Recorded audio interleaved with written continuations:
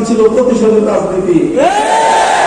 ৭৫ সালে তার বাবাকে কেন খুন করেছিল মানুষ, কেন অভ্যুত্থান হয়েছিল 15ই আগস্ট, সে কথা তিনি ভুলে গেছেন।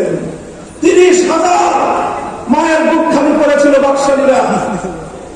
বাংলাদেশের মুক্তিযুদ্ধ মানুষ বলে নাই, ৭১ থেকে ৭৫-এর 15ই আগস্ট পর্যন্ত এদেশে হত্যা করা হয়েছে। আমরা বলতে চাই, এদেশের 1000 বছরের ইতিহাস ঐতিহ্যকে সামনে রেখে বাংলাদেশের সংবিধান তৈরি হওয়া উচিত। কাজেই ৭১-এর বিজয়ের কয়েক মাসের মধ্যে আমাদের বিজয় চিন্তাই হয়েছিল।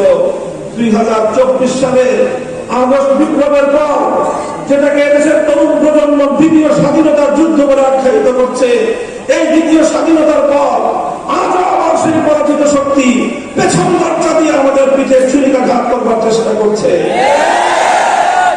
আমরা শান্তির জয়গান গাইছি, আমরা সম্প্রীতির কথা বলছি, আমরা ক্ষমার কথা বলছি, অথচ গতকালকেও গোপালগঞ্জে বিরোধী দলের নেতা কর্মীদের উপর হামলা চালিয়ে আওয়ামী ফ্যাসিবাদী স্বৈরাচারী দুঃশাসনের শক্তি এখনো আমাদের ভাইদেরকে হত্যা করছে। আমরা এত দ্রুতই নিজেরা আমাদের সংগ্রামের কথা ভুলে গিয়ে নিজেদের মধ্যে বিভেদে জড়িয়ে পড়ছি।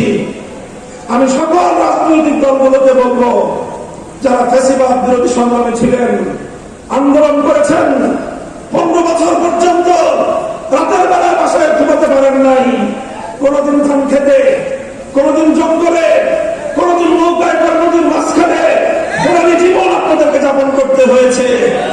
যতটুকু সময় শহরে থেকেছেন, কোর্টের বারান্দায় আর হাসপাতালের বিছানায় শুতে শুতেই আপনাদের সময় অতিক্রান্ত হয়েছে 15 বছর। এমন এক স্বৈরাচারী, পৃথিবীর ইতিহাসের নিকৃষ্টতম স্বৈরাচারী জাতাপাল থেকে আল্লাহ মুক্ত করেছেন। আমাদের সংগ্রাম আরো বাকি আছে। ফ্যাসিবাদের অবশিষ্ট শক্তিকে বাংলাদেশ থেকে উৎখাত না করা পর্যন্ত এদেশে আমরা কেউ নিরাপদ